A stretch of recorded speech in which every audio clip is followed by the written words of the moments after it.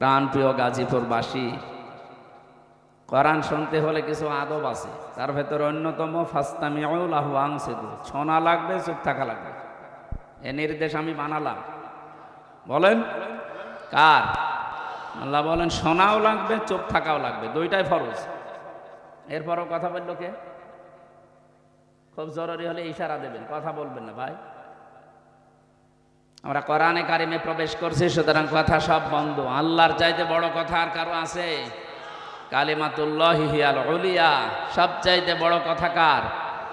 এজন্য আমাদের উচিত হচ্ছে দেশের সবচাইতে বড় জায়গা, আমরা যেটাকে মনে করি সংসদ, ওখানেও আল্লাহর কথা চালু করা দরকার। জালেমরা 15 বছরে শুধু উদ্বোধনের সময় পড়তো আউযু বিল্লাহি মিনাশ শাইতানির রাজিম, শয়তান থেকে আশ্রয় চায়, অথচ বড় বড় শয়তানগুলো সব বসে আছে। কি শয়তান থেকে আপনি আশ্রয় চান? শয়তানের যে কোয়ালিটিগুলো, ওইগুলো নিয়ে ওরা ভেতরে বসে আছে।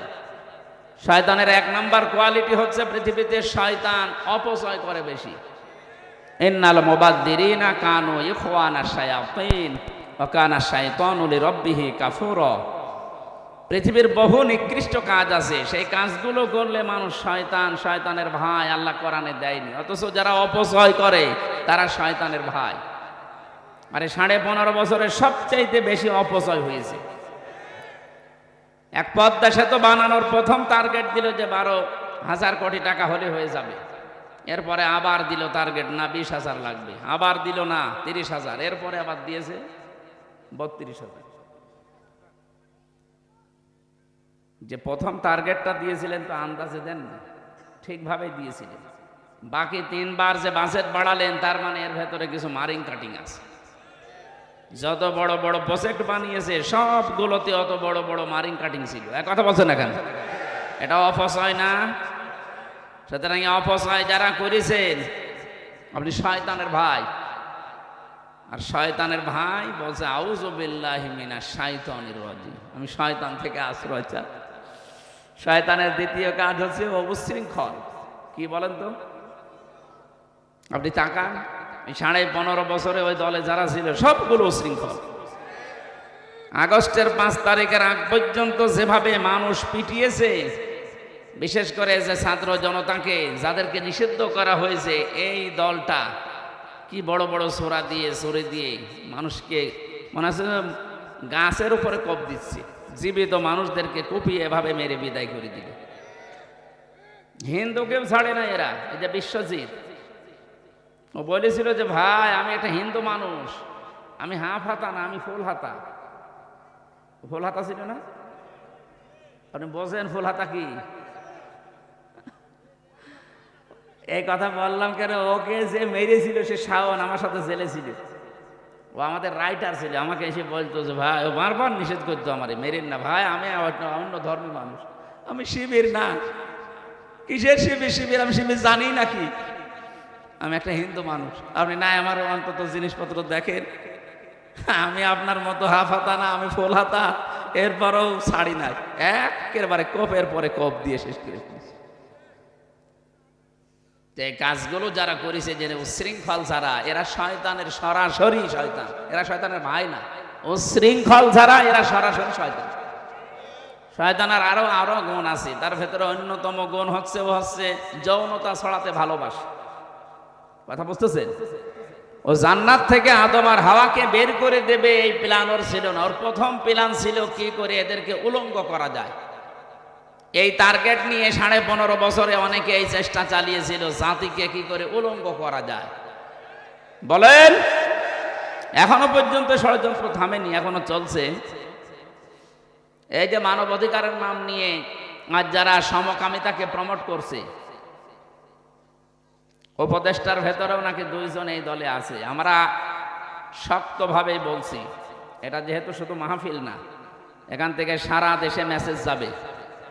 এই যে এতগুলো ক্যামেরা খেলা করার জন্য আসে না, কালকেই ছেড়ে দেবে সারা দেশের জন্য। আমি 18 কোটি মানুষ সামনে নিয়ে বলছি, যারা এই কাজগুলো এ দেশে জারি করার জন্য চেষ্টা চালাচ্ছেন, সে যে নামেই হোক, আল্লাহর নিষিদ্ধ কাজ এ দেশের একটা মুসলমান বেঁচে থাকতেও হতে দেবে না ইনশাআল্লাহ।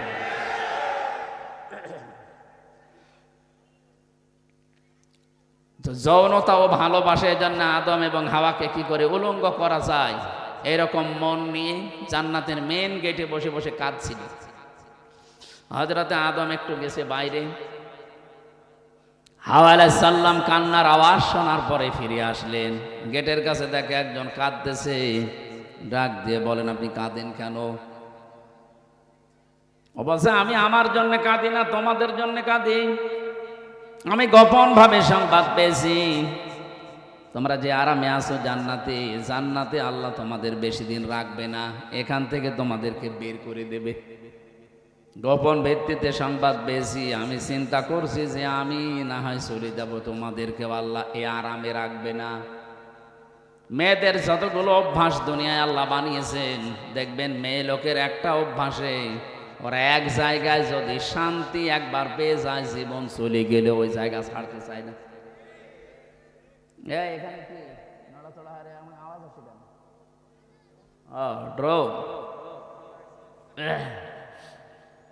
আপনি একটু লক্ষ্য করেন, পরকীয়া প্রেমে যারা একবার স্বাদ পেয়েছে, তার 5টা ছেলে হোক মেয়ে হোক অসুবিধা নেই, সব ফেলে দুনিয়া আল্লাহ রাস্তায় চলে যাচ্ছে।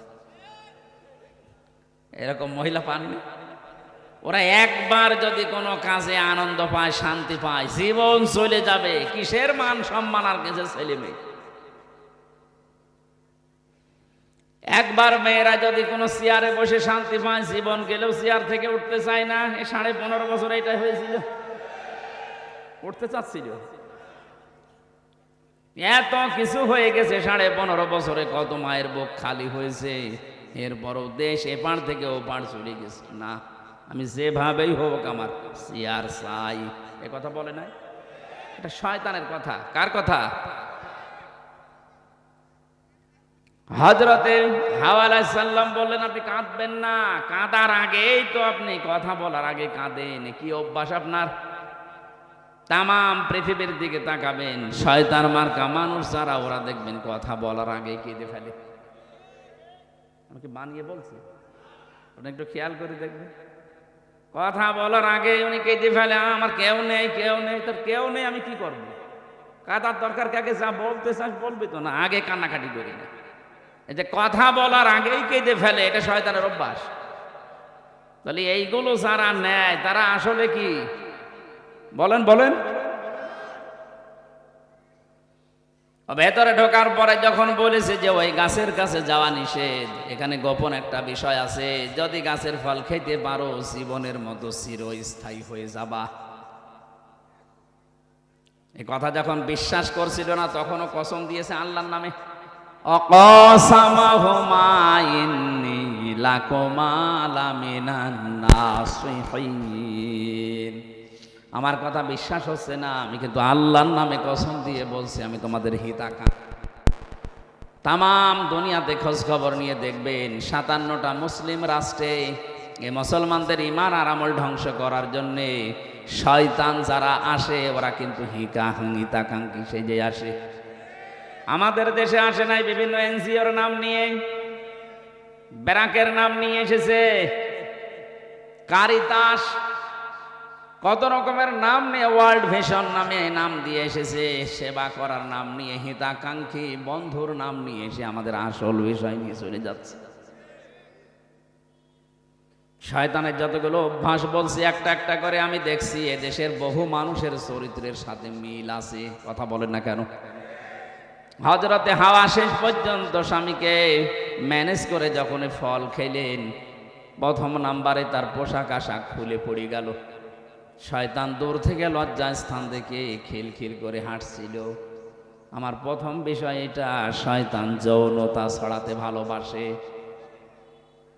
আজ যারা নিজের লজ্জার স্থান উলট পালট করে মানুষকে দেখাতে ভালোবাসে, বুঝবেন ওরে শয়তান দখল করে ফেলেছে।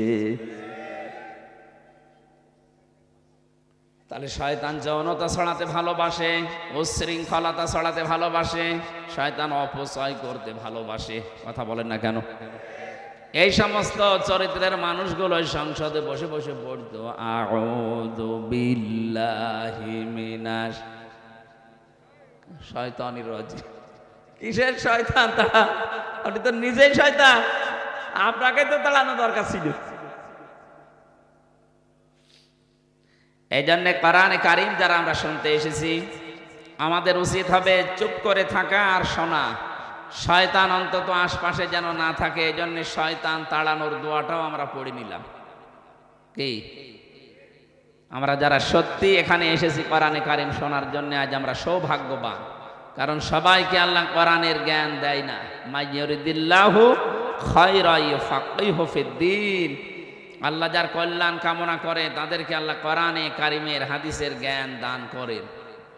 এই এলাকায় বহু মানুষ আছে, আমরা জানি লক্ষ লক্ষ মানুষ এখানে হওয়ার কথা আজকে, কিন্তু মানুষ আমরা এসেছি যতটুকু, আল্লাহ অবশ্যই আমাদেরকে পছন্দ এবং নির্বাচিত করেছেন। হুয়াজে তাবাকু, আমি আল্লাহ তোমাদেরকে নির্বাচিত করে আজকে শ্রোতা বানিয়েছি। আল্লাহ যদি না চাইতেন জোর করে হলেও আপনি আসতে পারতেন না। কথা বলেন না কেন? এক সাহেবের ড্রাইভার ডাক দিয়ে বলছে, সাহেব আপনি তো ড্যান্সের পার্টিতে যাবেন, আপনি আমার একটু সময় দেন, আজান হয়ে গেল, আমি নামাজ পড়ি আছি। ও চিন্তা করছে কি একটা ভেজাল ড্রাইভার পেলাম বলেন তো, আমি এখন আনন্দ করব, ড্যান্সের পার্টিতে যাব, আর এখন নামাজ পড়তে যায়, এই নামাজ তো একটা ঝামেলা। নামাজ কি এটা? নামাজ যে ঝামেলা আপনি জানেন না? নামাজ কি ভালো জিনিস না ঝামেলা? না না, ভালো জিনিস কি বলছে? ইন্নাহা লাকাবীরাতুন, আল্লাহ বলেন নামাজ একটা বড় ভারী জিনিস, এটা ঝামেলা জিনিস। হ্যাঁ, ইল্লা আলাল খাশিয়িন, যারা আল্লাহকে ভয় করে তাদের জন্য এটা মোটেও ভার না, এটা মোটেও খারাপ লাগবে না। খারাপ জিনিস তো ওই সাহেবের কাছে মনে হবে, কারণ ও কিছুক্ষণ পর ড্যান্সে যাবে, তো ওর কাছে কি ঝামেলা মনে হবে না ভালো মনে হবে? চিন্তা করছে এরপরে আমি যাচ্ছি একটা খারাপ কাজে, আরো নামাজ পড়তে চাই বেটা, গরিব মানুষ যদি নামাজ পড়তেও না দেয়, নিজেও পড়ি না, এরাও যদি না দেয়, যা এই তাড়াতাড়ি যা। ও নামাজ পড়া শেষ করে চিন্তা করছে কি করি, ইমাম সাহেব যে বড় কিরাত ধরেছে, এত পেছন দিক থেকে আমি কিছু বলতেও পারছি না। যদিও আমাদের এই দেশে অনেক সিস্টেম আছে যারা কিরাত বড় বড় পড়ে, পেছনে মুসল্লি মনে করে কিভাবে লোকমা দেওয়া যায়, আমি তো আর এই সূরা জানি না, তখন গলা খাকার দেয়। এরকম মুসল্লি দেশে নেই? এই যে এইটা করলে কিন্তু আপনার নামাজ ভেঙে যাবে ভাই। নামাজের ভেতরে 19টা কারণ আছে নামাজ নষ্ট হওয়ার, তার ভেতরে আমলে কাসির করা, বিনা কারণে কাশি দেওয়া, ওহো করা, আপনার নামাজ ভেঙে গেছে। একবার এক মুরব্বী পেয়েছিলাম কুষ্টিয়ার হালসা, নামাজে দাঁড়িয়ে বিদ্যুৎ চলে গেল, উনি নামাজে বলছে যা কারেন্ট চলে গেল। মুরব্বী নামাজে আর কামাহা কামতে আরো ফরজ, আজ যা কোন ফরজ? বলছে বাবাজি হয়েছে কারেন্ট চলে গেল, আর আমার মুখ দিয়ে হঠাৎই বের হয়ে গেল আজ যা, কি করব? নামাজে কি বের হচ্ছে ও টের পাচ্ছে না, আমার নামাজ হয়। অন্তত নামাজের এই 19টা যে কারণ আছে ভেঙে যাওয়ার, এগুলো যেন আপনার নষ্ট না হয়। নামাজের ভেতরে তো গলা কাশি দেওয়া আপনার জন্য জায়েজ নেই। নামাজে সর্বপ্রথম যেটা নামাজ নষ্ট হয়ে যায় তার নাম হচ্ছে কোরআন শরীফ যদি কেউ অশুদ্ধ পড়ে। কথা বলে না কেন? এদেশে হাজারো মুসল্লি দেখবেন কোরআন শরীফ অশুদ্ধ পড়েই নামাজ পড়ছে। না, আমরা নামাজ নেওয়ার জন্য আল্লাহ বসে নেই। কেউ যদি বলে কুল হু আল্লাহু আহাদ, এরকম কথা বলে না দেশে? কুল হু আল্লাহু আহাদ কোথায় পেলেন আপনি? এখানে ওয়ার উপরে জবর আছে। কুল হু আল্লাহু আহাদ। আল্লাহু সামাদ বলে, সামাদ মানে যার অভাব আছে। এখানে সোয়াদ আছে আল্লাহু সামাদ, যার অভাব নেই। আশা করছি আপনাকে লজ্জাটা দিলাম এই কারণে, এখানে 20 বছর নামাজ পড়ছেন, আজও পর্যন্ত সূরা ফাতিহার 7টা আয়াত শুদ্ধ করতে পারেননি। দুনিয়ার এত কিছু আপনার বুঝে আসে, কোরআনে কারিম যে অশুদ্ধ পড়লে নামাজ হয় না এটা বোঝেন না কেন? আজকে থেকেই চেষ্টা চালাবেন, কি করে পড়বেন আমি জানি না, আপনাকে পড়াই লাগবে। কথা বুঝতেছে? ড্রাইভার বলছে আমি কি করি, এখন তো গলা খাকাড়ও দেওয়া যায় না। শেষ করার পরে নামাজ অনেকক্ষণ সময় যখন লেগেছে, মনে মনে ভাবে আমি তো নামাজ পড়ার পরে জানি ফরজ নামাজ সালাম ফিরিয়ে কিছু দোয়া পড়া লাগে, মনে তো বাইরে বসেই আছে, যাবে তো ড্যান্সে, দেখে একটু পড়ি। আয়াতুল কুরসি পড়ছে, আল্লাহুম্মা আনতাস সালাম ওয়া মিনকাস সালাম তাবারাকতা ইয়া যাল জালালি ওয়াল ইকরাম, এগুলো পড়তে আরম্ভ করিস। সাহেব চিন্তা করছে, কি গো, নামাজ পড়তে ঢুকলো, সবাই বের হয়ে চলে যাচ্ছে, ও কি ঘুমিয়ে গেল নাকি? জ্বালানা দিয়ে উকি মেরে দেখছে, হাতের আঙ্গুল গুনতেছে। মনে মনে ভাবছে, আল্লাহ, এ মাসের ভেতরে বিভিন্ন সময় ওরা টাকা দিয়েছি বাজার করার জন্যে, এক মাসে কত টাকা আত্মসাৎ করেছে, একেবারে নিরালা হিসাব করছে। জ্বালানা দিয়ে ডাক দিয়েছে, ওই বেটা, কিসের হিসাব করি? স্যার, হিসাব না, তাহলে কর। আমি নামাজের পরে জিকির করছি আল্লাহর নামে। ও, ধারণাটা ভুল হয়ে গেল। কি এত দেরি করো, বাইরে যাবান, আমার দেরি হয়ে যায়, তাড়াতাড়ি বের হও। ভেতর থেকে ড্রাইভার আওয়াজ দিচ্ছে, সাহেব, যে মালিক আপনাকে এতক্ষণ পর্যন্ত বাইরে দাঁড় করিয়ে রেখেছে, ভেতরে আসতে দিচ্ছে না, ওই মালিক কেন অজানা একটা আবেশে, অজানা একটা হুকুমে আমাকে ভেতরে আটক করে রেখেছে, যেতে দিচ্ছে না। যারা এসেছি সত্যি আজকে তেলাওয়াতকৃত আয়াত থেকে এমন কিছু আমরা শোনার চেষ্টা চালাবো, আল্লাহ যেন আমাদের জীবনটা সত্যি সাকসেস করে দেন। যে আল্লাহ আমাদেরকে দয়া করে নিয়ে এসেছেন হাজারো মানুষের ভেতর থেকে, বলেন আলহামদুলিল্লাহ। দরুদ আর সালাম পড়ছে আমাদের নবী মুহাম্মদুর রাসূলুল্লাহ সাল্লাল্লাহু আলাইহি ওয়াসাল্লামের প্রতি। বিশ্বনবীকে আল্লাহ যত কিছু দুনিয়াতে দিয়েছিলেন সবগুলোর ব্যাপারে আদেশ হচ্ছে, ওমা আতাকুমুর রাসূলু ফাখুযুহু, উনি যা দিয়েছেন তোমরা আঁকড়িয়ে ধরবা। ওমা নাহাকুম আনহু ফান্তাহু, যেটা নিষেধ করে ওইটা ছেড়ে দিবা। এই নির্দেশ কার? আপনি ওনার পুরা জীবনের সাথে মিলাবেন। বিশ্বনবী নেতৃত্ব দিয়েছিলেন 17 বছর বয়স থেকে একটা দল তৈরি করে, হিলফুল ফুজুল, শান্তির সঙ্গ। এই যে নেতৃত্বের গুণাবলী তৈরি করার জন্য আল্লাহ পাক তাকে ছোটবেলা থেকেই গড়ে তুলেছেন। পৃথিবীর যুবক যারা আছো, এই যুবক মানুষগুলো 17 বছর, 18 বছর, 20 বছর বয়স হলে কি করবে? হতাশ হয়ে দিকভ্রান্ত হয়ে ঘুরে বেড়ায়। এরা যে কি করবে, নবীজিকে আল্লাহ সেটা দেখিয়েছেন। কথা বলেন ঠিক কিনা? এজন্য আমরা আজকে থেকে যাদের 15 বছর, 16 বছর, 17 বছর বয়স, আমাদের এই বয়সে যেহেতু শয়তান বেশি টার্গেট করে, আক্রমণ করে, আমরা নবীর মতো শান্তির সঙ্গ যেখানে পাবো ওই দলে ভর্তি হয়ে যাব। যে দল পৃথিবীতে শান্তি প্রতিষ্ঠা করতে চায়, নেতৃত্বের গুণাবলী তৈরি করতে চায়, আজ দেশে হাজারো মানুষের নেতা হতে চায়, রাজনীতি করতে চায়, নেতৃত্বের কিছু কোয়ালিটি লাগে। আন্দাজে নেতৃত্ব দেওয়া যায় না, দাবিও করা যায় না। নেতা হওয়ার জন্য পড়া কোরআন শরীফের ভেতরে আমি 7টা কোয়ালিটি পেয়েছি। কয়টা? এই দেশে যারা নেতৃত্ব দিচ্ছে, সে ছাত্রদের বলেন, বুড়াদের বলেন, যারাই নেতৃত্বে আছেন, নেতা যারা, আপনি কয়েকটা বলছি, দেখেন তো একটা মেলে কিনা। 1 নম্বরে কেউ যদি নেতৃত্ব দিতে চায়, নেতা হতে চায়, তাহলে তাকে পুরুষ মানুষ হওয়া লাগবে। মহিলা নেতৃত্ব দিতে পারবে না। এটা আমি বানালাম। হ্যাঁ,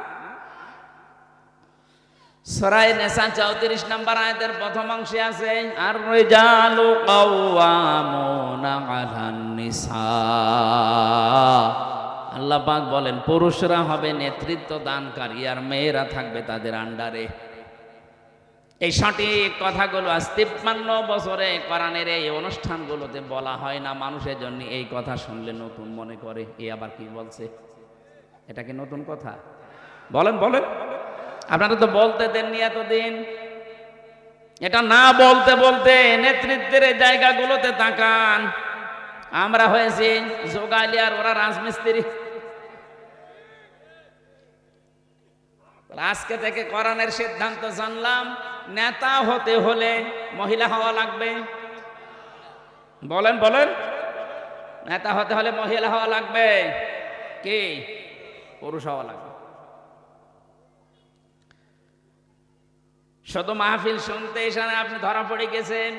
যারা যেই দলের লোক হন না কেন, কোন মতের লোক, আমার ওগুলো দেখার দরকার নেই। আমি কোরআন থেকে শোনাচ্ছি, আজকে থেকে যতদিন বেঁচে আছেন কোন মহিলা নেতৃত্ব আমি মানি না, আমি মানতে চাই পুরুষের। আমার মনে হয় এটা যদি আজ দেশের মানুষ সত্যিই কোরআনকে জিজ্ঞাসা করে মেনে নিতে পারে, কোনো জালেম আর এই চেয়ারে কোনো মহিলা বসতে পারবে না। দ্বিতীয়টা বলবো, এটা একটু ঝামেলা হবে। সূরা বাকারা প্রথম নাম্বার পারা 18 নাম্বার পৃষ্ঠা 4 নাম্বার লাইনের 124 নাম্বার আয়াতে আছে, ওয়া ইযিবতালা ইব্রাহিমা রাব্বুহু বিকালিমাতিন ফাতাম্মাহুন্না। আমি পদে পদে ইব্রাহিমকে পরীক্ষা করেছিলাম। আয়াতের তাফসিরে আমি পেয়েছি আল্লাহ পাক আমাদের জাতির পিতা, যিনি আসল জাতির পিতা, নকলটা না, যিনি আসল, তাকে 50টা পরীক্ষা করেছিলেন জীবনে। কত? প্রতিটি পরীক্ষায় তিনি উত্তীর্ণ হয়েছেন। ফাতাম্মাহুন্না, তিনি পরিপূর্ণ করে দেখিয়েছেন যে হ্যাঁ আমি পাস। আল্লাহ শেষ পরীক্ষায় তাকে বললেন, ক্বালা ইন্নী জাইলুকা লিন্নাসি ইমামা। হে ইব্রাহিম, আমি তোমাকে মানব জাতির নেতা বানিয়ে দিলাম। নেতা হতে হলে পরীক্ষা দেওয়া লাগে। আর আমরা এমন নেতাও পাই যে নেতা কলকে টানে। কলকে টানা মানুষ নেই। আমাদের জাতির পিতা ইব্রাহিম নবী নেতৃত্ব দিয়েছিলেন পরীক্ষা দিয়ে, একটা দুইটা না, 50টা। কয়টা বলেন বলেন? তার ঈমান সম্পর্কে পরীক্ষা ছিল 10টা, আমল সম্পর্কে, কাজ সম্পর্কে পরীক্ষা ছিল 10টা। এই 10টাকে আমি কোরআনে কারিমে 3 জায়গায় 3 10 30টা পেয়েছি। 30 আর ওই 10 40, আর নিজের শরীরের ভেতরে আল্লাহ পরীক্ষা নিয়েছিলেন 10টা। এই 50টা পরীক্ষায় তিনি উত্তীর্ণ হওয়ার পরে আল্লাহ তাকে নেতা বানিয়ে দিলেন। শুধু মুসলমানদের জন্য না, লিন্নাস, মানুষের জন্য। কার জন্য? তামাম দুনিয়ায় যত মানুষ আসবে সবার জন্য নেতা। ইব্রাহিম আলাইহিস সালাম উনি সঙ্গে সঙ্গে বলেছিলেন, ক্বালা ওয়া মিন যুররিয়াতি, হে আল্লাহ, নেতা হওয়া, নেতৃত্ব দেওয়া, এটা কি শুধু আমি পেলাম নাকি আমার সন্তানাদি যারা আসবে তারাও পাবে? আল্লাহ সঙ্গে সঙ্গে জবাব দিয়েছেন, ক্বালা লা ইয়ানালু আহদিজ জালিমিন। হে ইব্রাহিম, তোমার সন্তানাদি যারা কিয়ামত পর্যন্ত আসবে তারাও নেতা হতে পারবে, কিন্তু কোনো জালেমের জন্য আমার ওয়াদা নেই। ইয়ানালু এটা মোজারে, বর্তমান, ভবিষ্যৎ, প্রেজেন্ট, ফিউচার। কোন জালেমের জন্য, জালেম না জালিমিন, বহু বচন দিয়েছেন, কোন জালেমের সাথে আমার ওয়াদা নেই যে তারা নেতৃত্ব দিতে পারবে। অথচ 15.5 বছর সে যত বড় জালেম ছিল সে তত বড় নেতা ছিল। এই যে আয়না ঘরের সাথে যারা জড়িত, এর চাইতে বড় জালেম দুনিয়ায় হতে পারে? বলেন। আমাকে 10 দিন রেখেছিল ওই মাটির নিচে। কিছু কিছু মানুষকে দেখেছিলাম এই যে এত বড় বড় নখ হয়ে গেছে, চুল দাড়ি গোপ মনে হচ্ছে জঙ্গল থেকে বের হচ্ছে। আর ভাই 2 মাস 5 মাস না, ওই লোকটা আছে 8 বছর 10 বছর 14 বছর। তাও যদি এভাবে আরামে রাখে তত থাকা যায়।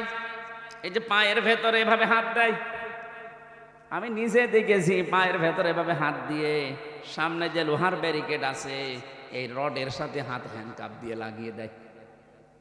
2 মিনিট 5 মিনিট থাকলেই তো মানুষের মাজা ব্যথা হয়ে যাওয়ার কথা।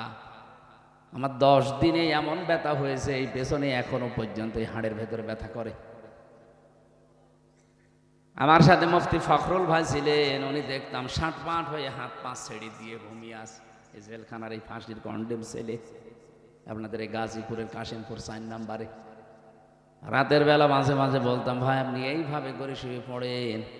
আচ্ছা হামজা, তোমার সাথে কি হয়েছে আমি জানি না, তবে আমাকে নিয়ে এইভাবে রেখেছিল যে শুয়ে থাকা যে কত বড় নিয়ামত এটা আমি এখন টের পাচ্ছি।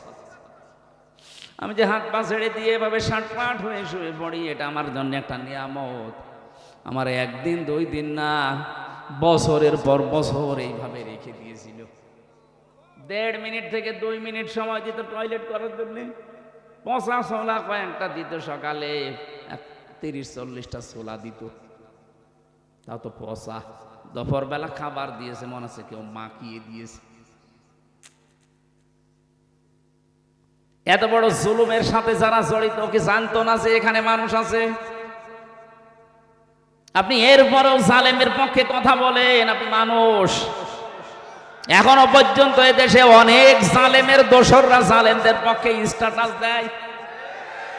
শয়তান তোরে এরকম 14 বছর ওই আয়না ঘরে রাখা দরকার, তখন তুই টের পাবি যে কেমন লাগে। এত বড় দুঃসাহসিক কাজ করার পরও যদি কারো ভেতরে বিবেক জাগ্রত না হয়, ওরে মানুষ বললে গোনা হবে, ওটা একটা জানোয়ার। একবার সিরাজগঞ্জ ছিল, নাম শোনেননি? সিরাজগঞ্জ পাবনা। ওখান থেকে বাড়ি যাবার সময় দেখি ড্রাইভার গাড়িটা কুকুরের উপর দিয়ে চালিয়ে না দিয়ে বাইরে দিল। রাস্তায় একটা কুকুর মরে পড়েছিল। বললাম আপনি এমন করে চালালেন, এখন তো অ্যাক্সিডেন্ট হয়ে যেত। ড্রাইভার আমারে বলছে, হুজুর দেখেন না একটা কুকুর পড়ে আছে মরে, আমি ডবল করে চাকা দেব, আমার বিবেক নেই। বললাম আপনার নাম কি? সুব্রত। আপনি একটা হিন্দু মানুষ, আপনার ইমান নেই কিন্তু বিবেক আছে, একটা মরা জিনিস ডবল করে আপনি মারেন না।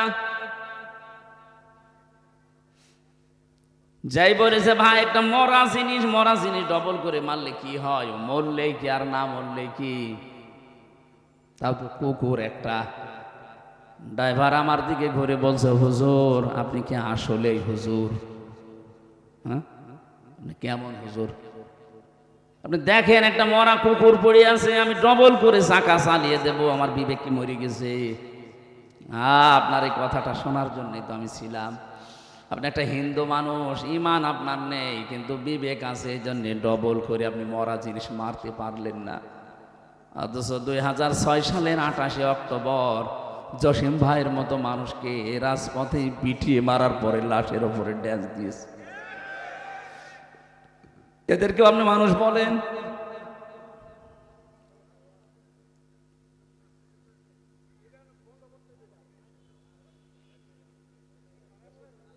হ্যাঁ, এটা ডিস্টার্ব হলে বন্ধ করে দিন। কি সমস্যা কি আপনাদের?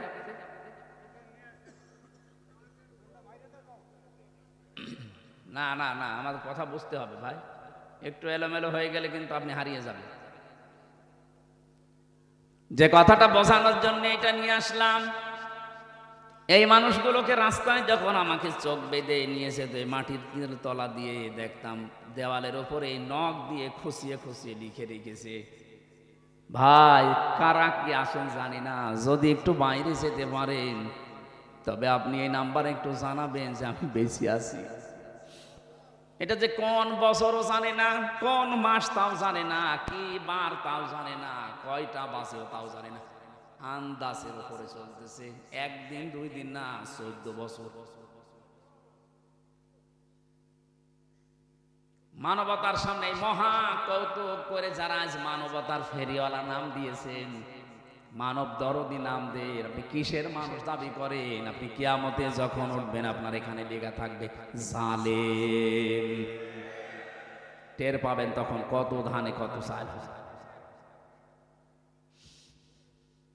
এই জন্য নেতৃত্ব কোনো জালেমের জন্য দেওয়া জায়েজ নেই।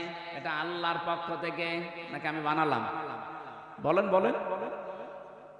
আজকে থেকে আমরা চাই দেশে কোনো নেতা যারা হবে, যদি জালেম হয় ওদের রাজনীতি যেন আমরা বন্ধ করে দিতে পারি। কোন জালেম আর রাজনীতি করতে পারবে না।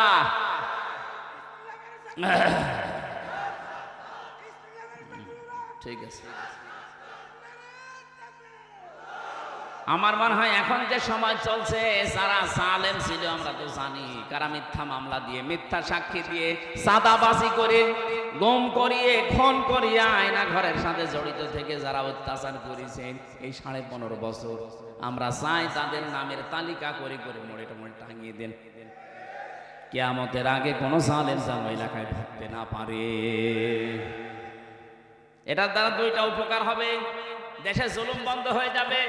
দ্বিতীয়ত যারা সামনে চেয়ারে আসবে ওরা চিন্তা ভাবনা করে না, এরকম করলে আমাদের এরকম চালিয়ে দেবে জনগণ। যেন আমাদের উচিত হচ্ছে কোন জালেম যেন চেয়ারে বসতে না পারে, এটা আল্লাহর ফায়সালা। এটা আমি বানালাম। যারা নেতা হবে জালেম হতে পারবে না, যারা নেতৃত্ব দেবে মহিলা হতে পারবে না। আরো যে গুণগুলো আছে আমি তাফসিরে প্রবেশ করছি। আল্লাহ আমাদেরকে মুহাম্মদ রাসূলুল্লাহর কোয়ালিটি অর্জন করার তৌফিক দেন, বলেন আমিন। সূরা আলে ইমরান 200টা আয়াত আছে, একটা মাত্র আয়াত পড়েছি, 14 নম্বর আয়াত। এখানে 6টা বিষয় আল্লাহ বলেন আমি আকর্ষণীয় করিয়ে দিয়েছি তোমাদের কাছে। মিলাবেন, দেখবেন অনেকের জীবনে মিলে যাবে। যদি মিলে যায় তাহলে আয়াতের শেষ কথা যেটা ওইটা আমরা গ্রহণ করব ইনশাআল্লাহ। কোরআনে কারীম আল্লাহ জানাচ্ছেন যায়্যিনা লিন-নাসি হুব্বুশ শাহাওয়াতি মিনান নিসাই ওয়াল বানিনা ওয়াল কানাতিরিল মুকান্তারাতি মিনাজ-যাহাবি ওয়াল ফিদ্দা ইলা আখিরি আয়াত। আল্লাহ পাক বলেন আমি শোষণ করে দিয়েছি, আকর্ষণীয় করে দিয়েছি, লোভনীয় বস্তু বানিয়ে দিয়েছি দুনিয়ায় মানুষের সামনে কয়েকটা জিনিস। তার 1 নম্বরে নারী। কি বললাম? আরো জোরে বলেন। 2 নম্বরে সন্তানাদি, 3 নম্বরে পঞ্জীভূত সোনা এবং রূপা, 4 নম্বরে প্রশিক্ষিত ঘোড়া, 5 নম্বরে ওয়াল আনআমি ওয়াল হার। এই পৃথিবীর যত হায়াওয়ান জানোয়ার আছে, গবাদি পশু আছে, এগুলো চতুষ্পদ জন্তু জানোয়ার। 6 নম্বরে 7 নম্বরে তাদের জন্য শস্য ক্ষেত, মাঠের জমি জায়গা। এগুলো আল্লাহ যালিকা মাতাউল হায়াতিদ দুনিয়া, দুনিয়ার সম্পদ। এগুলো কিসের সম্পদ? এগুলো দুনিয়ার সম্পদ। পৃথিবীর যত মানুষ পাঠিয়েছি প্রত্যেকের কাছে এগুলো আকর্ষণীয়, লোভনীয়। আল্লাহু ইনদাহু হাসনুল মাআব, আমি আল্লাহর কাছে আছে উত্তম বাসস্থান। এটা বাংলা অর্থ ছিল। 1 নম্বরে আল্লাহ যাদের নাম দিয়েছেন তার নাম স্ত্রী। তার নাম কি? যায়্যিনা লিন-নাসি হুব্বুশ শাহাওয়াত। আমি জীবিত মানুষদের জন্য আকর্ষণীয় করিয়ে দিয়েছি এই পৃথিবীর প্রথমেই নারীকে। কি মানুষের জন্য বললাম? জীবিত। বলেন না কেন? এখানে ছাত্রের মতো জবাব দেবেন, কি মানুষ? আমরা কি জীবিত না মরে গেছি? বলেন এখানে জীবিতর নাম কই? যায়্যিনা লিন-নাস, যে লাম শব্দ দিলেন আল্লাহ, লাম আরবি গ্রামার অনুযায়ী ব্যবহার করা হয় 13টা অর্থে। এর 1 নাম্বার অর্থ হচ্ছে লাম ব্যবহার করা হয় জীবিত মানুষদের ক্ষেত্রে। আল্লাহ বলেন জীবিত মানুষ যারা দুনিয়াতে আছে, সে যে বয়সের লোক হোক, তাদের প্রত্যেকের কাছে আকর্ষণীয়, লোভনীয়, ভালোবাসা, মহাব্বতের জিনিস বানিয়েছি মহিলা, নারী, এদেরকে। নবীজি বলেন আমি ইন্তেকালের আগে কথা উম্মতকে জানিয়েছি, আমি চলে যাচ্ছি, কিন্তু আমার উম্মতের জন্য সব চাইতে বড় ভয়ঙ্কর জিনিস রেখে গেলাম, নারী। কথা বলে না কেন? পড়া কোরআন শরীফের যতগুলো পড়ার আমি সব পড়েছি আমার ভার্সিটি থাকাকালীন। একটা বিষয় আমার কাছে ক্লিয়ার, আল্লাহ শয়তানের চক্রান্তের কথা কোরআনে যত জায়গায় দিয়েছেন সেখানে দিয়েছেন দঈফ বা দঈফা। ইন্না কায়দা শাইতানি কানা দঈফা। আল্লাহ বলেন শয়তানের যত চক্রান্ত আছে দুর্বল, একেবারে দুর্বল, একেবারে। এই যে দঈফা, একেবারেই দুর্বল। মাকড়সার জালের মতো দূর থেকে মনে হয় বিশাল কিছু, সামনে যে শুধু একটা লাঠি দিয়ে বাড়ি দেবেন সব চুরমার হয়ে যাবে। এই কথা বলছেন না? কিন্তু কোরআনে কারিমে যেখানে মেয়েদের চক্রান্তের কথা আছে সেই জায়গায় দুর্বল শব্দ নেই, সেখানে আজিম আছে। ফালাম্মা রাআ কামিসাহু কুদ্দা মিন দুবুরিন ফাকাইদাহুন্না ইন্না কাইদাহুন কাইদাকুন্না আযীম। এই এদিকে তাকান।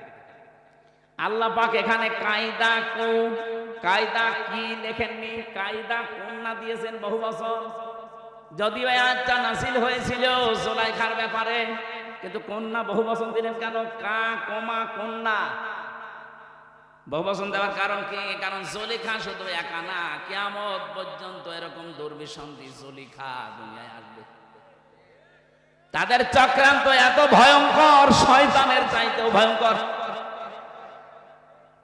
সম্মানিত মা বোন যারা এসেছেন, অনেকের মন খারাপ হয় যে হ্যাঁ শুধু আমাদের পেছনে লাগে হুজুর, আমি নাগে নাই, আল্লাহ বলছেন মেয়েদের চক্রান্ত শুধু জুলাইখার না, পৃথিবীতে মেয়েদের চক্রান্ত ভয়ঙ্কর। ওরা চক্রান্ত যদি শুরু করে একটা সাজানো সংসার শেষ করে দেয়। আপনাদেরকে আমি ভালোবাসি খুব বেশি, আমি চাই আপনারা জান্নাতি হয়ে যান। নবীজি বলেছেন দুনিয়া কুল্লুহা মাতাউন ওয়া খায়রু মাতাউদ দুনিয়া ইমরাতুস সালিহা। পৃথিবীর সব কিছুই তো সম্পদ, এর ভেতরে উত্তম সম্পদ হচ্ছে আল্লাহওয়ালা মেয়ে মানুষ। মিশকাত শরীফের হাদিস, মেয়েরা যারা এসেছেন ভালো করে মিলাবেন। কোন মহিলা যদি নেককার হতে চায়, কোন মহিলা যদি সত্যি জান্নাতের 8টা দরজায় খুলে রাখতে চায় দুনিয়ায় জীবিত থাকতে, যে আমি জীবিত আছি, জান্নাতের 8টা দরজায় আমার জন্য খোলা থাকবে। হযরতে খাদিজাকে যেভাবে আল্লাহ নিজে সালাম পাঠিয়েছেন দুনিয়ায়, জান্নাতের দরজাগুলো তাকে ডাকতে থাকবে, আসো আমার দিকে। আপনার জন্যও খোলা থাকবে যদি 4টা কাজ দুনিয়ায় করতে পারেন। কয়টা? আরো জোরে বলেন।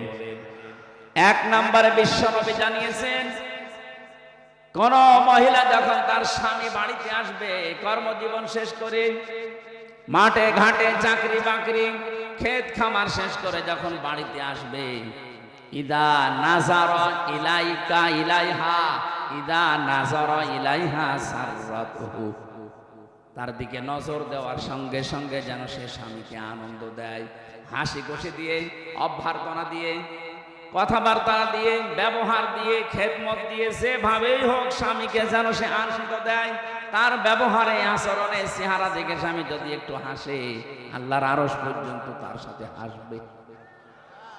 এইরকম মহিলা গাছে ঘরে ঘরে ঘরে না নেই। মেয়েরা কথা বললে যে রাগ করেন, দেখেন তো একটা স্বামীও বলছে নেই। কি মহিলা আপনি বলেন? একটা স্বামীও তো বলতে পারতো না আমারটা ঠিক আছে, কেউ বলছে না, তাও ক্যামেরা আমার দিকে ঘোরানো। কথা বলে না কেন? আমি হাসির জন্য বলছি না, আজ 100টা পরিবারের এই সমস্যা। কিসের আলেম, কিসের পীর, কিসের সাধারণ মুসল্লি, সব। অথচ ওরা জান্নাতে যাওয়ার জন্য 2 পায়ে খাড়া হয়ে আছে। আপনি শুধু নামাজ পড়ে রোজা রেখে কালো বোরকা পরে জান্নাতে জীবনও যেতে পারবেন না, কারণ সে কয়টা ফরজ কাজ, তার ভেতরে এটা একটা। স্বামীকে আপনাকে আনন্দ দেওয়া লাগবে। এই কথা বলছে না? একেবারে ইমানদারি কথা বলবেন, সত্য কথা, মিথ্যার আশ্রয় নেবেন না, তাহলে কবিরা গুনাহ হবে। বুকে হাত দিয়ে আল্লাহর দিকে তাকিয়ে বলেন তো, আমি আমার স্ত্রীর প্রতি 100 বার সন্তুষ্ট। হাত তোলেন তো একজন, একজন শুধু। আপনার ওটাকে বউ না ফেরেশতা? আর বউ আছেন তো নাকি? ও পাগল। একটা মানুষ হাত তুলতে সাহস, তার মন থেকে বললো না কবিরা গুনাহ হবে যদি মিথ্যা কথা বলেন। ইয়ার কি মারার জন্য বলি না, আমি পর্যন্ত হাত তুলতে পারছি না, আর হাত তুলে বসে আছে।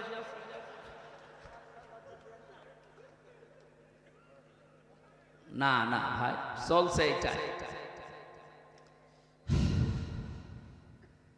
অথচ বিশ্বনবী নিজে খাদিজাতুল কুবরার জন্য মাঝে মাঝে দোয়া করতেন কবরের পাশে গিয়ে, আল্লাহ কিয়ামতে কেউ কারো না, যখন তার স্বামী স্ত্রীকে ভুলে যাবে, সন্তান মাকে হারিয়ে ফেলবে, ওই কঠিন ময়দানেও যেন অন্তত আমার খাদিজাকে আমি ভুলে না যাই। কি করেছিলেন বলেন তো? হযরতে খাদিজা বলেন, গভীর রজনীতে যতবার আমার সামনে দিনের দাওয়াত দিয়ে বাড়িতে আসতো, তার কি করে খুশি করা যায় সেই কাজে আমি নিজেকে নিয়োজিত রাখতাম। আল্লাহ সালাম এমনি পাঠায়নি, তারপর জীবন পুড়ে দেখেন কি করেছিলেন স্বামীর জন্যে। জীবনে যা ছিল স্বামীর কথার বাইরে একটা কিছু করেননি, সব বলেছেন যখন আপনি চান সব আপনার জন্য দিয়ে দিলাম। আর আপনি ক্যান্সার হয়ে মরে যাবেন, ওর 14 ভরি সোনা আছে, 1 ভরি বেচতে গেলে কই যায় লাগে, অথচ ওই সোনা আপনি নিজে কিনে দিয়েছেন।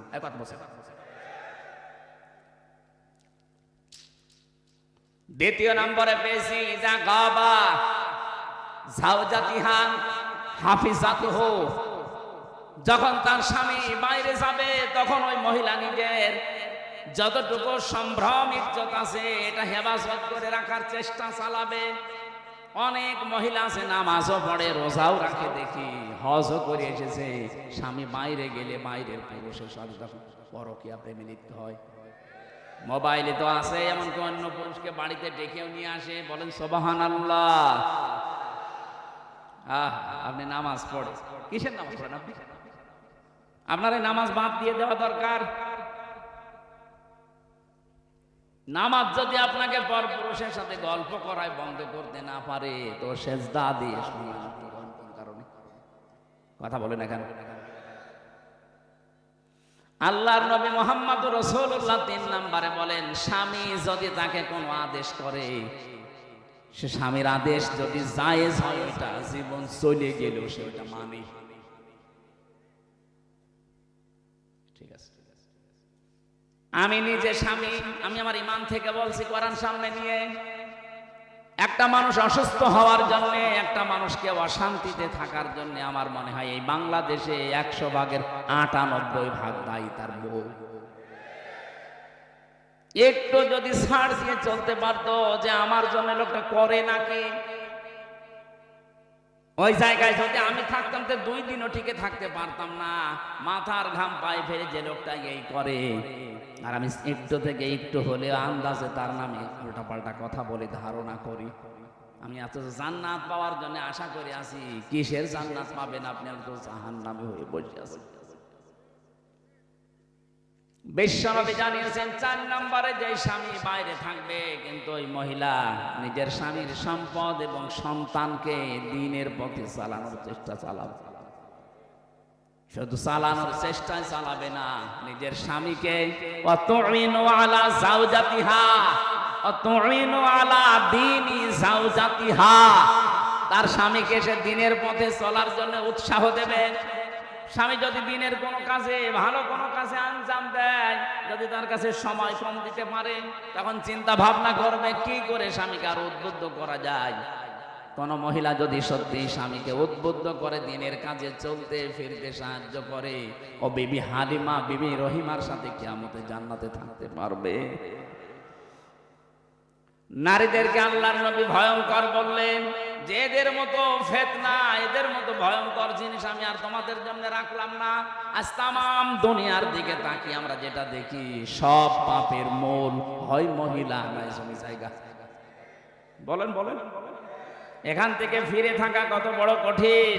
যেহেতু কোরআন জানাচ্ছে এদের ষড়যন্ত্র বড় মারাত্মক, ভয়ঙ্কর।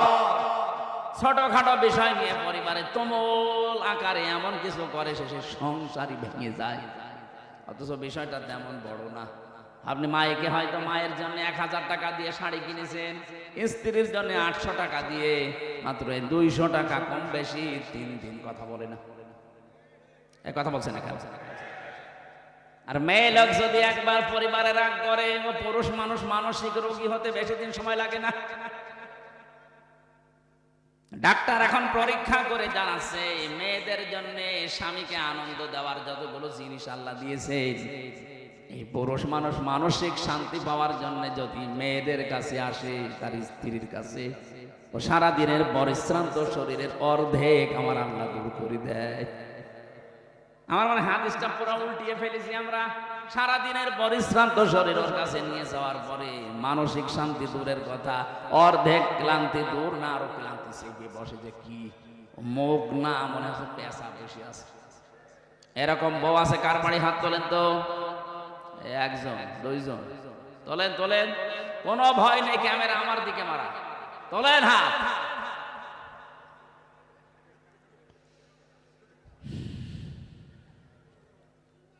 আমার এলাকার একটা ঘটনা বলছিলাম, স্বামীর সাথে মহিলা গন্ডগোল করেছে যে মুরগি নিয়ে কি যেন একটা ঝামেলা হয়েছে। শেষ পর্যন্ত গন্ডগোল করে কথা বলা বাদ দিয়ে দিয়েছে। ঠিক আছে, তোর সাথে আর কথা নেই।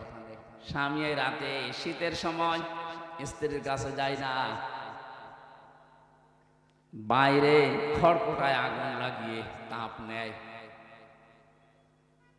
1 দিন 2 দিন 3 দিন এভাবে চলছে।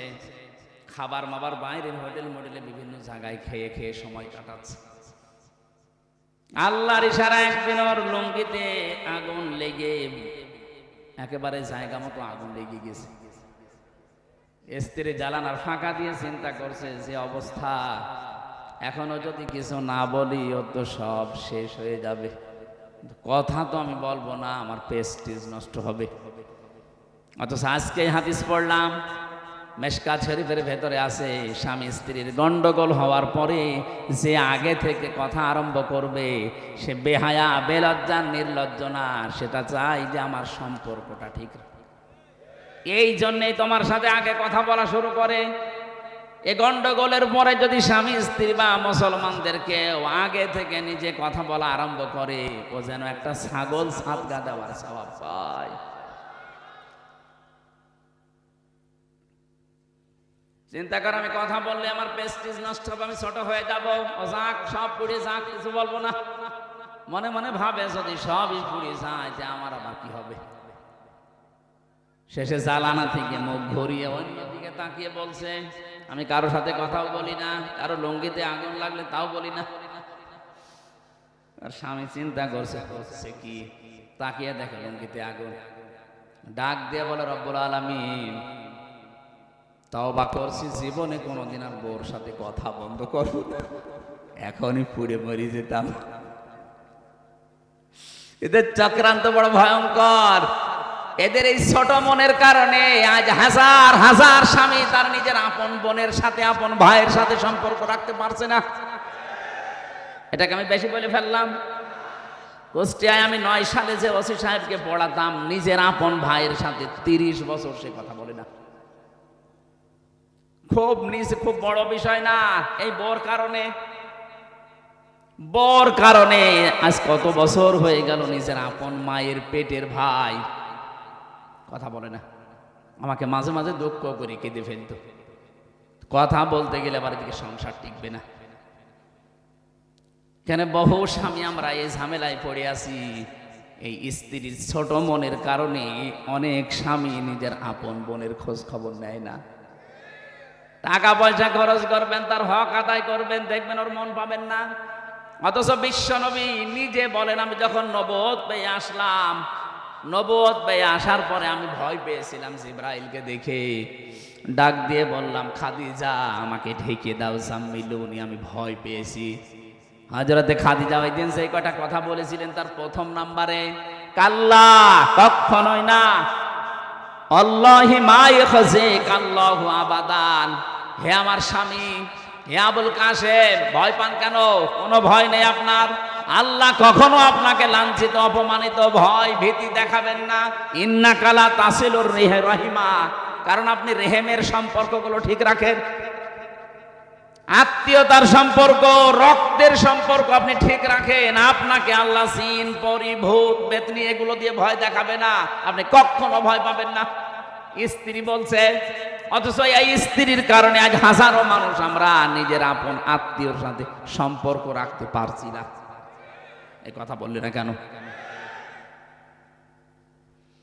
হ্যাঁ, ওই মহিলা যাকে আপনি বিয়ে করে নিয়ে আসলেন, ওর যদি আপন বোন থাকে, সে বাড়িতে 10 বার আসবে মাসে, কোনো বিরক্ত নেই, কোনো প্রশ্ন নেই। তা আপনার নিজের আপন বোন, আপন ভাই যদি মাসে 2 বার আসে, বলে আর জায়গা নেই, শুধু এখানে আসে, এক কথা বলছেন এখানে। এরকম ছোট মন কেন আপনার? মনটা একটু উদার করতে পারেন না? কি মনে হয় আপনার এগুলো দুনিয়ার সম্পদ? এই পৃথিবীর মর্যাদা আল্লাহর কাছে একটা মশার ঠ্যাঙের মতো নেই। সম্মানিত মা বোনেরা, আমি জানি আপনি মন খারাপ করছেন, সত্যি আল্লাহর কোরআন সামনে, আমি আপনাকে ভালোবাসি, আপনি জাহান্নামী হয়ে যাচ্ছেন এই ছোট কাজের কারণে। আরে ভাই, 100 বছর পরে তো আপনিও থাকবেন না, আমরাও থাকবো না। কি 100 বছর পরে এখানে যারা আছি একটা মানুষও থাকবেন? বলুন, নতুন মানুষ সব এখানে এসে চাষ করবে, আর আমরা সব মাটির বাসিন্দা। এমনকি 100 বছর পরে যদি আপনি যেই বাড়ির জন্য, যেই ঘরের জন্য আপনার স্বামীকে তার বোনের সাথে সম্পর্ক রাখতে দিলেন না, যেই ঘরের জন্য, যেই বাড়ির জন্য, জমি জায়গার জন্য, ফ্ল্যাটের জন্য, দোকানদারির জন্য তার আপন ভাইয়ের সাথে সম্পর্কটা আপনার কারণে নষ্ট করে ফেলেছে, আপনি 100 বছর পরে এই বাড়িতেই সাজগোজ করে যদি আসেন, আপনার নাতির নাতি যারা, তারা আপনাকে আর চিনবে না। আপনি যদি দাবিও করেন যে আমি কিন্তু এ বাড়ির বাসিন্দা ছিলাম, আগে এ বাড়ি আমি বানিয়েছি, ও বলবে বাদ দাও। এটা বলবে না? এক কথা বলেন না কেন? বলবে না? 100 ভাগ বলবে, পরীক্ষা করে দেখবেন। থাকবেন না তো। এই হচ্ছে দুনিয়া। আল্লাহ বারবার এই দুনিয়া সম্পর্কে আমাদেরকে সতর্ক করছে, যালিকা মাতাউল হায়াতিদ দুনিয়া, এইটাই দুনিয়ার সম্পদ। তুই 100 বছর পরে তোর এই শরীর নিয়ে ফিরে আসবি। আমির হামজা কুষ্টিয়ায় যে বাড়ি বানিয়েছে, এই বাড়িতে আমার মনে হয় 100 বছর পরে আমি গেলে আমার এই মেয়ের মেয়ে যেটা হবে, ওরা আমারে বলবে কে তুমি? কথা বলছে না কেন?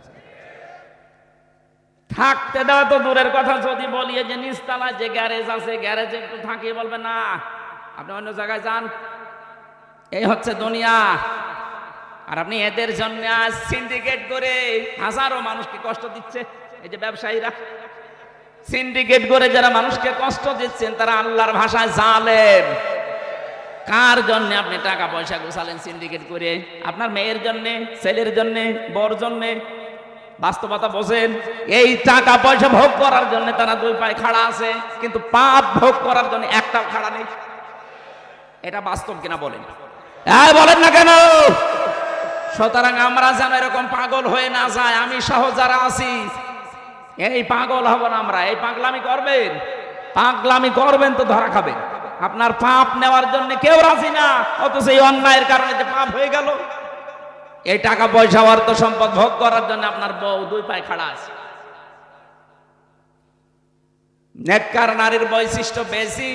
বিশ্বনবী জানিয়েছেন, যেই মহিলা তার স্বামীর যতটুকু ইনকাম আছে হালাল পথে, ওইটা নিয়ে যেই মহিলা সন্তুষ্ট থাকে, আল্লাহ পাক তার জন্য জান্নাতে ঘর তৈরি করে।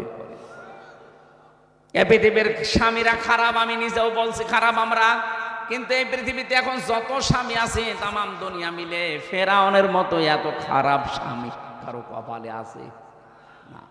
আপনি জানেন সে কি করেছিল? নিজের স্ত্রীকে হাতের ভেতরে পেরেক লাগিয়েছে, পায়ের ভেতরে পেরেক লাগিয়েছে, কপালের ভেতরে পেরেক দিয়েছে, মাথার চুলগুলো গরম পানি দিয়ে তুলে ফেলছে, উলঙ্গ করে তীর মারতেছে।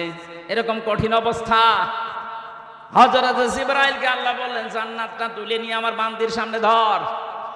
হযরত জিবরাইল এসেছেন, ইদ ক্বালাত রাব্বি ইবনি লি ইনদাকা বাইতান ফিল জান্নাতি ওয়া নাজ্জিনি মিন ফিরআউনা ওয়া আমালিহি ওয়া নাজ্জিনি মিনাল কওমিজ যালিমিন। হযরত জিবরাইল এসে বললেন, আল্লাহর বান্দি, তুমি যে পরীক্ষায় অবতীর্ণ হয়েছো, ঈমানের এই পরীক্ষা দেখে আল্লাহ খুশি হয়ে জান্নাত পাঠিয়ে দিয়েছে তোমার জন্য। হযরতে আসিয়া ডাক দিয়ে বলেছিলেন, ফেরেশতা আল্লাহকে বলো এই জান্নাত না, উনি সেখানে আছে, ওনার সামনে আমার জন্য একটা ঘর বানিয়ে দিক, যে ঘরে বসে বসে ওনাকে দেখা যায়। আর আল্লাহকে বলো, রব্বুল আলামিন, আমার স্বামী আমার উপরে যা করছে, আমার হাতে পায়ে পেরেক লাগানো, কপালের ভেতরে শলাকা দিয়েছে, আমার মাথার উপরে গরম তেল ঢেলে দিয়ে চুলগুলো সব তুলে ফেলেছে, আমাকে পাথর মারার জন্য, তীর মারার জন্য উলঙ্গ করে দাঁড় করিয়ে রেখেছে। এই কঠিন অবস্থা দেখে আল্লাহ, তুমি আমার স্বামীর উপরে রাগ করো না, আমার স্বামীর এই জুলুম দেখে তুমি রাগ করো না, এবং কে জালেমদেরকে জুলুম করাচ্ছে তাদের উপরও তুমি রাগ করো না। তুমি একটা কাজ যদি করতে চাও তাহলে এই জুলুম থেকে আমাকে বাঁচাও, কিন্তু আমার স্বামীর উপরে তুমি রাগ করো না। স্বামী কি আল্লাহর ওলি ছিল? এত বড় খারাপ স্বামী দুনিয়া কেন আছে? এরকম কঠিন পরিস্থিতিতেও তুমি স্বামীর জন্য বরদোয়া দেননি, আর তুমি সব পাওয়ার পরে মাসে 2টা সাবান কম হলে উল্টা পাল্টা গালি দাও। তুমি জান্নাত পাওয়ার জন্য দুই পায়ে খাড়া। মরে দেখো, জান্নাত না তোমাকে জাহান্নামের তলদেশে আল্লাহ দিয়ে দেবে। বিশ্বনবী মেরাজ থেকে ঘুরে এসে বলেছিলেন, আমি মেরাজে মহিলাদেরকে 2টা কারণে জাহান্নামে বেশি দেখেছি। 1 নম্বরে কুফরি করা। সাহাবীরা বললেন, হুজুর ওরা কি কুফরি আল্লাহর সাথে করে? বলে না, স্বামীর সাথে। স্বামীর সাথে কুফরি করে কি করে? নাফরমানি করে স্বামীর সাথে, এইভাবে সব দিয়েছে সারা জীবন পুরুষটা। একদিন যদি বছরে একটা জিনিস কম হয় তখন খোটা দেয়। এরকম মহিলা দেশে নেই। আমি তো বাস্তব কথা বলছি ভাই। যাদের পরিবারে এরকম মহিলা আছে, ওর দুনিয়া শেষ, আখিরাত শেষ। হয়তো কিছুদিন আপনি শান্তি শান্তি পাবেন দুনিয়ায়, ভোগ করার জন্যে করা জিনিস। এই যে পঞ্জীবদ্ধ সোনা রূপা ব্যবহার করে না, শুধু বিয়েতে ব্যবহার করবে বলে সোনা কিনতে আছে। এই চাপ দিয়ে দিয়ে যারা দুনিয়ায় স্বর্ণ কেনে, স্বর্ণের জাকাত দেয় না, শুধু রেখে দেয়। এগুলো কিয়ামতের দিন লোহা দিয়ে গরম করা হবে, আগুন দিয়ে, এরপর পিঠের উপরে, বুকের উপরে, মুখের উপরে আল্লাহ ছাপ দেবেন। বলেন নাউজুবিল্লাহ। আপনার দুনিয়ায় যত সম্পত্তি আমরা দেখতে পাই না কেন, আপনার সন্তান বলেন, আপনার পঞ্জীবিত সোনা রূপা, আল খাইলিল মুসাব্বামা, পৃথিবীতে এই যে সাদা কপালওয়ালা ঘোড়া, এখানে ব্যাখ্যা খায়েলের ব্যাখ্যায় শুধু ঘোড়া না, আধুনিক তাফসিরে খায়েল মানে এই যে প্রাইভেট কার, বড় বড় বাস যেগুলো দেখতেই, প্লেন বলেন, হেলিকপ্টার বলেন, সেগুলো দেখলেই চোখ ছুড়িয়ে যায়, এগুলো সব এই খাইলের ভেতরে দ্রুত গতি সম্পন্ন যান। আল্লাহ এর পরে দিয়েছেন আল আনআম, বিভিন্ন রকমের গবাদি পশু পাখি, চতুষ্পদ জানোয়ার, এগুলোর প্রতি মানুষের মহাব্বত ভালোবাসা আমি তৈরি করে দিয়েছি। দুনিয়ায় শস্য ক্ষেত, এই যে যারা 15.5 বছর ছিল, আপনি তাদেরকে একটু মিলান, তারা বাগান বাড়ি বানিয়েছিল, বিশাল বিশাল হরিণ পর্যন্ত তারা পুষত, হাতি পুষত। আমার কুষ্টিয়ার যিনি এমপি ছিল হানিফ সাহেব, আমার মনে হয় খুলনার অর্ধেক জায়গায় তার এই যে মাছের বড় বড় ঘের, খুলনা, সাতক্ষীরা, বাগেরহাট মিলে 1-2 বিঘা না, হাজার হাজার বিঘা উনি আল্লাহ নামে কিনেছেন। কি হলো, এখন তো পালিয়ে পালিয়ে বেড়াচ্ছেন, জনগণ পেলে এখন কুকুরের মতো পিটিয়ে মারবে। কেন, ওগুলো যাদের কাছ থেকে নিয়েছিলেন সাহেব, এখন তারা ফেরত নিচ্ছে। আল হার্স, এই শস্য ক্ষেত, মাছ, ঘের, যাই বলেন, এগুলো হার্সের ভেতরে এই খাদ্যের বিশাল ভান্ডার তৈরি করে করে এমন ভান্ডার বানিয়েছিলেন, আপনি তো ভোগ করতে বেশি পারলেন না। এই পৃথিবীতে বড় বড় জন্তু জানোয়ার আছে, তাদের চাইতে দুনিয়া আমরা বেশি ভোগ করতে পারি না। একটা হাতি খাবার খায়, আমরা 250 জন মিলে যা খাবার খাই, ওই রকম খাবার লাগে হাতির। একটা তিমি মাছ এই পৃথিবীতে কয়েক টন খাবার একবারে খায়, আপনি তো 1-2 মাস মিলেও খেতে পারবেন না। তাহলে তাদের তুলনায় আমি তো বেশি খেতেও পারলাম না। কি, কার জন্য কি করছেন? আল্লাহ বলেন আল্লাহু ইনদাহু হুসনুল মাআব, আমি আল্লাহর কাছে কিন্তু উত্তম একটা জিনিস আছে। কি, আমি কি বলবো তোমাদের? কুল হাল কুল উনাব্বিউকুম বিখাইরিম মিন যালিকুম, নবী আপনি ওদেরকে একটু জিজ্ঞাসা করেন তো, যারা আপনার সামনে বসে আছে, ওই গাজীপুরের মানুষেরা, কুল উনাব্বিউকুম বিখাইরিম মিন যালিকুম, এতক্ষণ যে জিনিসের কথাগুলো বললাম দুনিয়ায়, যারা এগুলো পেয়ে আনন্দে আত্মহারা হয়ে আছে, এর তুলনায় কি কোনো উত্তম জিনিসের কথা তোমাদেরকে বলবো? আল্লাহ বলেন কি সেটা? লিল্লাযিনা তাকাও, যারা তাকওয়া অবলম্বন করে দুনিয়ার জীবন চালায়। এখন তাকওয়া কি? তাকওয়া শব্দের ব্যাখ্যায় আমি পেয়েছি যোগ্যতা অর্জন করা লাগবে। আমি যদি এখন ম্যাট্রিক ফেল করি, আমি আকিস গ্রুপে চাকরি করি, এখনো আমাদের খতিব, আমার কাছে বিভিন্ন মানুষ বলে একটু সুপারিশ যদি করে দিতেন তাহলে আমার চাকরিটা হয়ে যায়। হ্যাঁ, আমি দেব, যেহেতু মালিকের সাথে আমি থাকি, আমার কথা হয়তো বললে উনি রাখবে সম্মানে। কিন্তু আপনি ম্যাট্রিক ফেল, ওনারা নেবে বিএ পাস, আপনি ম্যাট্রিক ফেল করে বলছেন আমার জন্য সুপারিশ করেন, আমি না, আমার বাবা সুপারিশ করলে কাজ হবে। আপনার তো যোগ্যতা অর্জন আগে করা লাগবে, তারপরে যদি একটু ঠেলা দেওয়া যাইতে হবে। দুনিয়ায় আমাদের আসলে লিল্লাযিনা তাকাও, এই যে এই সমস্ত জিনিসগুলোর চাইতে যে উত্তম জিনিস আল্লাহর কাছে আছে, এটা পাওয়ার জন্য ওই মানুষগুলো দাবিদার যারা তাকওয়া অবলম্বন করে। এটা আমাদের আজ নেই, আমাদের জীবন থেকে দিন দিন এগুলো আরো হারিয়ে যাচ্ছে। ও গাজীপুরবাসী, আমি সহ যারা এসেছি এই মুহূর্ত থেকে তাকওয়ার 1 নাম্বার ব্যাখ্যা শোনেন। নিষিদ্ধ জিনিস যার কাছে আছে, ওটা আল্লাহর জন্য ঘৃণা করে ছেড়ে দেওয়ার নাম তাকওয়া। যারা এতদিন ঘোষ খান, আজকে আল্লাহর নামে আল্লাহর দিকে তাকিয়ে নিষিদ্ধ কাজ এটা পায়খানার মতো ছেড়ে দেবেন। কথা বলে না কেন? যারা সুদ খান, এই যে 1000 টাকা ছেড়ে রাখে, 1000 টাকায় প্রতি মাসে আরো 200 টাকা বেশি পায়। এই এলাকায় মনে হয় এখনো নেই,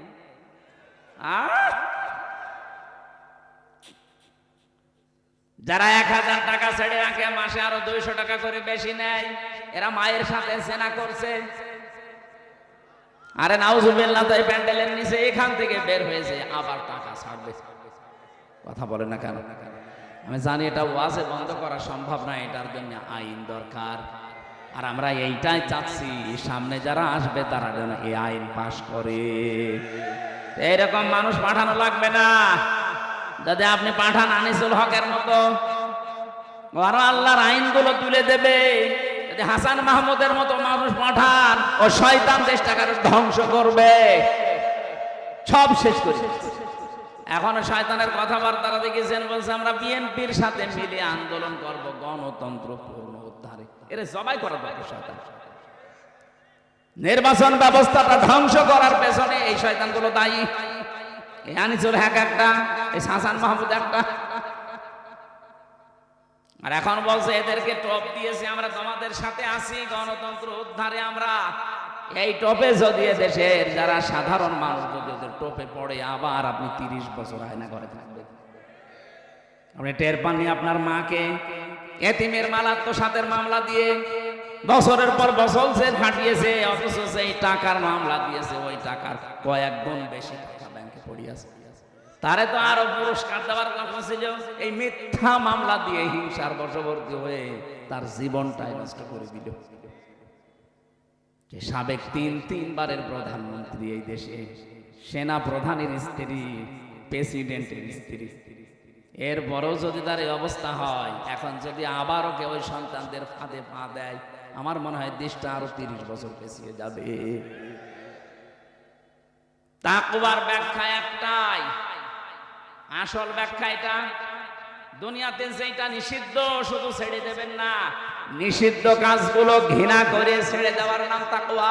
সুতরাং যাদের মোবাইলে এমন এমন দৃশ্য আছে, এমন এমন গান সেভ করা আছে, যেগুলো নিজে দেখলে আনন্দ লাগে, অন্য কেউ দেখলে আপনি লজ্জা পান, এটা ছেড়ে দেওয়া লাগবে। এই কথা বলছে না কেন? বলেন বলেন। এরকম কিছু যদি মোবাইলে থাকে এক্ষুনি ডিলিট করেন, এক্ষুনি করেন। এখন থেকে ওয়াজের আমল হবে। কারা কারা ডিলিট করবেন হাত তোলেন তো। দেখি দেখি আপনার মোবাইল দেখি। ওই জয় দাঁড়িয়ালা, ওই মোবাইল নিয়ে আসে দেখি, দেখি কি আছে দেখি, তারপরে দেখি ওয়াজ। বাটন মোবাইল, এই জন্য তুমি বলছো গাজীপুরের মানুষ চালাক আছে।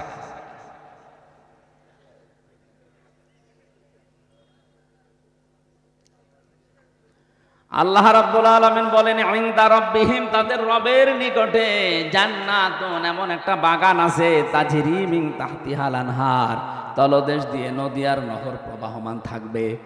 ও বাংলার মানুষেরা, দুনিয়ায় কিছু যদি আমরা না পাই কোনো আফসোস নেই। মরণের পরে আল্লাহ যদি এই জিনিসটা আমাদের জন্য দিয়ে দেয়, আমার জীবন সফল। খালিদিনা ফিহা, চিরকাল থাকতে পারবেন। পবিত্র স্ত্রী আল্লাহ দান করবেন সেই মানুষগুলোর ভেতরে। এই যে মাসে 3 দিন 5 দিন 7 দিন না পাক, এটা থাকবে না। তাদের চেহারা এত সুন্দর করে আল্লাহ বানিয়েছেন, এত পবিত্র করে, যত রকমের পল্ল পোশাক তাদেরকে পরানো হবে, এই শরীরের ভেতর দিয়ে ক্যালসিয়াম পর্যন্ত পোশাকের মাঝে দেখা যাবে। আল্লাহ জীবনে যদি আমরা কিছু না পাই, অন্তত জান্নাতের একটু জায়গা হলেও আমাদেরকে দিও, বলেন আমিন। আল্লাযীনা তাতাওয়াফাহুমুল মালায়েকাতু তাইয়্যিবিনা ইয়াকুলুনা সালামুন আলাইকুম উদখুলুল জান্নাতা বিমা কুনতুম তা'মালুন। যারা আল্লাহকে ভয় করার নীতি অবলম্বন করে দুনিয়ার জীবন কষ্ট হলেও চলবে, এই মানুষগুলো যখন মরবে পবিত্র হয়ে, তাদের পোশাকের পবিত্রতা, তাদের শারীরিক পবিত্রতা, চিন্তার পবিত্রতা, আমলের পবিত্রতা, এই পবিত্র করে করে যখন জীবনটা ফেরেশতাদের হাতে তুলে দেবে, ফেরেশতারা বলবে সালাম, শান্তি আল্লাহর বান্দা তোমার উপরে, আলাইকুম উদখুলুল জান্নাহ, এই জান্নাতে প্রবেশ করো, বিমা কুনতুম তা'মালুন, যে কাজগুলো দুনিয়ায় করতে, ওই কাজের ফলশ্রুতিতে আল্লাহ এই বাগান তোমার নামে লিখে দিয়েছে। ওয়ারিদওয়ানুম মিনাল্লাহ, আল্লাহ বলেন আমি আল্লাহ সব চাইতে বেশি তোর উপরে রাজি হয়ে গেলাম। আকবার, ওয়ারিদওয়ানুম মিনাল্লাহ, আমি আল্লাহর পক্ষ থেকে সব চাইতে বড় নিয়ামত, আমি তোর উপরে রাজি হয়ে গেছি। জান্নাতে প্রবেশ করিয়ে যদি আল্লাহ বলে বান্দা তোর উপর আমি রাজি হয়ে গেছি, এর চাইতে আর কিছু লাগবে? তামাম দুনিয়ার মালিক আমি হলাম, 100 বছর ক্ষমতায় থাকলাম, মরে গেলাম, আল্লাহ বললো যা জাহান্নামে যা। তো এইরকম কিয়ামত পর্যন্ত থাকায় আমার কোনো লাভ নেই, কারণ আমরা তো মুশরিক কাফেরদের মতো না, আমরা বিশ্বাসী। কথা বলে না কেন? আমরা যেহেতু বিশ্বাসী, এই বিশ্বাসটার সামনে কাজে লাগিয়ে জীবন চালাবেন। কিছু না পান, আল্লাহ পাক যদি মরণের পরে বাগানটা আমাদের দিয়ে বলে যা তোর আমি রেস্টি করে দিলাম, 6666 তালা বিশিষ্ট ভবন আল্লাহ হাফেজদেরকে দেবেন। যেই কয়টা আয়াত আপনি মুখস্থ করে আমল করতে পারবেন, কিয়ামতে ওই কয়তলা বিল্ডিং এর মালিক হবেন। আল্লাহু বাসীরুম বিল ইবাদ, আল্লাহ তার বান্দাদের প্রতি সূক্ষ্ম দৃষ্টি, একেবারে নজর দিয়ে আছে আমার বান্দারা কি করে। আল্লাহ আমি সহ যারা এসেছি আয়াতটা জীবনে তুমি সেট করে দাও, বলেন আমিন। জেলখানায় বসে বসে এসে 24 ঘন্টা তালা লাগানো, একটু লিখেছিলাম। আমার যতগুলো বই লিখিত আছে তার ভেতরে একটা বই আমার গাড়িতে এখন আছে। সৃষ্টির সূচনা কিভাবে আল্লাহ করেছিলেন, জ্ঞানী মানুষদের জন্য এটা লাগবে। শিক্ষিত মানুষরা যাওয়ার সময় ওই বইটা নিয়ে যাবে। আগামীতে আশপাশে এই যে মোলগাঁও নাকি কালীগঞ্জ, মোলগাঁও না কোন থানা ওটা, কালীগঞ্জ মোলগাঁও আছে, সামনে মাসের 11 তারিখে আমি রাত 9টায় উঠবো, ওখানে কথা বলবো। আজকে 2-3টা তো চলছে সেই কুমিল্লা, এরপরে এই যে কোথায় ছিলাম আবার এখানে। আমার শরীরও ভালো না, আল্লাহ